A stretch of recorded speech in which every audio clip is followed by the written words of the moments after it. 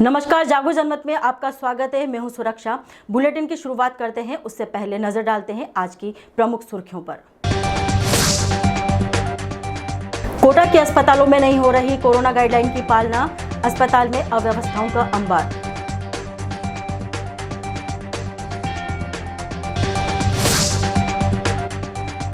Dhariwal action mode पर तेज गर्मी के बीच नगरीय विकास मंत्री ने की जन सुनवाई।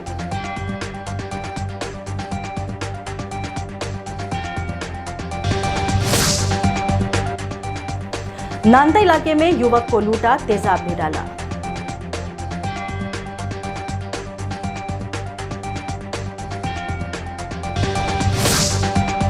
दिन भर की तमाम खबरों के साथ हम आपके सामने होंगे। आप हमसे फेसबुक, यूट्यूब ऐप और हमारी वेबसाइट jagozanmat.com के जरिए जुड़ सकते हैं। बुधवार को जयपुर में राज्य के मुख्यमंत्री की अध्यक्षता में हुई बैठक में कई सारी घोषणाएं की गई। यह भी तय किया गया कि अब रात का कर्फ्यू 10 बजे से होगा और बाजार रात को 9 बजे तक ही खुलेंगे। वहीं हालात इसके उलट नजर आए। कोटा में अस्पतालों में ही कोरोना गाइडलाइन की पालना नहीं की जा रही। जागो जनमत की टीम जब गुरुवार को कोटा के मेडिकल कॉलेज, दादाबाड़ी, महावीरनगर और सकतपुरा की डिस्पेंसरियों के हाल देखे तो इनमें से अधिकांश जगहों पर कोरोना की जांच के सैंपल देने आए लोगों में ना सोशल डिस्टेंसिंग की पालना हो रही थी, ना अन्य नियम कायदे माने जा रहे थे। सवाल यह कि जयपुर में बैठकों की पालना की जमीनी हकीकत कभी सरकार के आला अफसर देखेंगे या नहीं। वैसे कोटा जिले से मध्य प्रदेश जाने वाले लोगों को अब कोविड की रिपोर्ट नेगेटिव होने पर ही राज्य में प्रवेश मिलेगा। कि पुनः कोरोना के मरीजों की संख्या में भारतवर्ष के स्तर पर और अपने प्रदेश के स्तर पर भी संख्या में इजाफा हो रहा है, बढ़ोतरी हो रही है।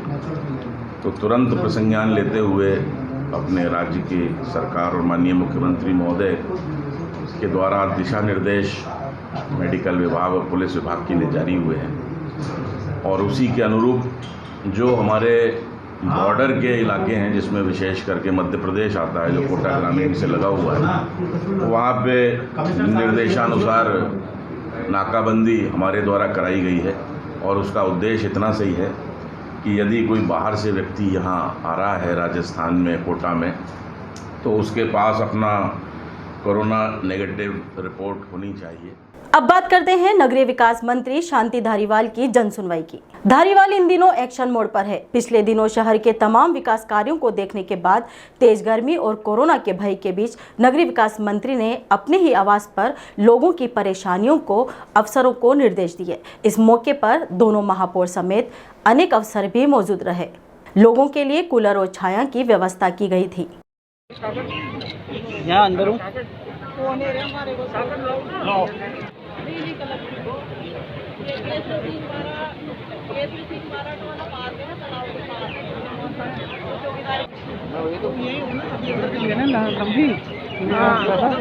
कोटा जिले के इटावा में एक कोचिंग सेंटर में आग लगने से लाखों का नुकसान हो गया। सूचना पर इटावा पालिका की दमकल मौके पर पहुंची और आधे घंटे की मशक्कत के बाद आग पर काबू पाया। इस दौरान मौके पर भीड़ जमा हो गई। आगजनी की घटना से लाखों रुपए का नुकसान हुआ। इटावा में अर्जुन कॉलोनी में एक कंप्यूटर कोचिंग की दुकान में अगरबत्ती से दुकान में बिछे कालीन में आग लग गई थी, जिसके बाद अचानक आग बढ़ने से सामान जलकर खाक हो गया।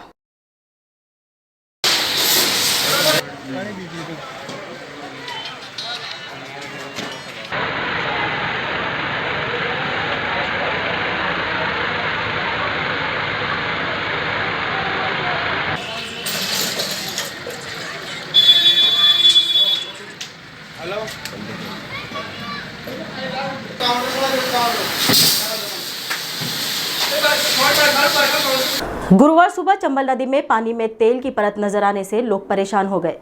उनका कहना है कि यह तेलीय पदार्थ थर्मल की ओर से आया है। इससे नदी में रह रहे जलचरों को खतरे की आशंका जताई जा रही है। चंबल का यह क्षेत्र घड़ियाल अभ्यारण्य का हिस्सा है। आज सुबह चंबल गार्डन में मॉर्निंग वॉक पे आए तो चंबल के अंदर काफ़ी लंबे लंबे दूर दूर तक काले काले तेल के थक्के नज़र आ रहे हैं।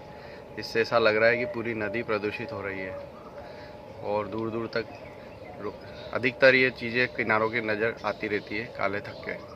सुबह जब मॉर्निंग वॉक पर हम आए तो चंबल में देखा कि इतने लंबे लंबे चौड़े चौड़े प्रदूषित तेल के थक्के नज़र आ रहे थे। चंबल के ऊपर थक्के तिर रहे थे तेल के। बहुत ही प्रदूषित चंबल दिख रही थी और जगह जगह पर इसमें किनारों पे बहुत काला शाह ऐसा तेल जमा हुआ था। ऐसा लगता है कि थर्मल पावर प्रोजेक्ट की तरफ से ये तेल बह के आया है। कुन्हाड़ी थाना क्षेत्र में नांता में मंगलवार को दो नकाबपोश युवकों ने एक मोटरसाइकिल सवार युवकों को चाकू दिखाकर लूट लिया। मंगलवार को सुबह नयापुरा में रतन कचौरी के सामने दो नकाबपोश युवकों ने एक मोटरसाइकिल सवार को बहाने से रोका। युवक के गाड़ी रोकने के पश्चात उन दोनों युवकों ने मोटरसाइकिल सवार पर चाकू दिखा दिया और जबरन नांता की तरफ ले गए। आरोप है कि नांता में सुनसान जगह देखकर युवकों ने गाड़ी रुकवाई और मोटरसाइकिल सवार को मारपीट की। आरोप है कि दोनों ने घायल युवकों को एसिड भी पिलाया, जिससे युवक का मुंह झुलस गया। लुटेरे घायल युवक के पैसे, मोबाइल लूटकर मौके से फरार हो गए। घायल युवक जैसे तैसे अपने घर पहुंचा और परिजनों को पूरी आपबीती बताई। परिजनों ने मामले की तत्काल कुन्हाड़ी थाने में सूचना दी। आरोप है कि कुन्हाड़ी पुलिस ने समय पर कार्रवाई नहीं की। युवक MBS में भर्ती है। कुन्हाड़ी SHO गंगा सहाय ने बताया कि उन्हें ऐसी किसी घटना की जानकारी ही नहीं। काम पे जा रहे थे 8:30 बजे करीब, तो ये काम पे जा रहे थे तो नयापुरा रतन कचौरी वाले के पास में दो नकाबपोश आदमी मिल चुके इनको। इन्होंने गाड़ी का आग का जाला दिया और गाड़ी रोकी, तो इन्होंने गाड़ी की चाबी घुसा ली। एक ने चाकू अड़ा दिया इनके, तो इन्होंने बोला कि हम बोले जहाँ पर चलो मैं तो तेरे यहाँ चाकू मार दूंगा। तो वो डर की मारे वहाँ से बैठ के और उनको छोड़ने के लिए चल गए कि हमारे को थोड़ा रास्ते में जाना है, वहाँ छोड़ गया हो। तो वो छोड़ने जा रहे थे तो इनको उधर अपने कंडी माता जी थर्मल के पीछे ले गए और वहाँ जाके इनको एसटी पिला के बेहोशी हालत में कि मर जाएगा ये लेट में। और वो इनको 1:30 बजे करीब होश आया। तो ये हमारे घर पे आए और पूरे गीले गच हो रहे थे, जैसे खादे में पटक रखा हो खाने में इनको। अभी तक कुछ भी नहीं हुआ और ना पता लगा कि कौन था कौन नहीं था। सर हम तो हमारे मरीज के पीछे लग रहे हैं और मैं तो अकेला हूँ जो हमारे मरीज को बचाने के चक्कर में लग रहा था। अब कुछ खबरें काम की। घरेलू सिलेंडर की कीमत 10 रुपये प्रति सिलेंडर घटाई गई। नई कीमतें 1 अप्रैल 2021 से प्रभावी होगी। आपके पैन कार्ड को आधार कार्ड से लिंक कराने की आखिरी तारीख सरकार ने बढ़ाकर 30 जून कर दिया है। वहीं मौसम विभाग ने 3 अप्रैल से लू चलने का अलर्ट भी जारी किया है। कोटा में भी तापमान 40 डिग्री के पार हो रहा है। लोग परेशान हैं। उधर अभिनेता रजनीकांत को फिल्म उद्योग का सबसे बड़ा दादा साहब फाल्के अवार्ड देने की घोषणा की गई है। वहीं कोटा MBS और मेडिकल कॉलेज समेत सभी अस्पतालों में सुबह आउटडोर का समय भी 1 अप्रैल से बदल गया है। अब डॉक्टर सुबह 7 से 2 बजे तक रोगी देखेंगे। अब बात करें बार एसोसिएशन की, तो गुरुवार को वकीलों को कोरोना से बचाव के टीके भी लगवाए गए। कोटा के अस्पतालों में नहीं हो रही कोरोना गाइडलाइन की पालना, अस्पताल में अव्यवस्थाओं का अंबार।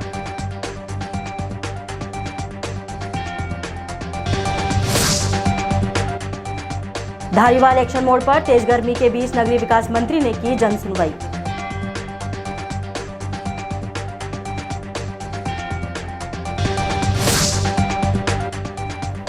नांदा इलाके में युवक को लूटा, तेजाब भी डाला।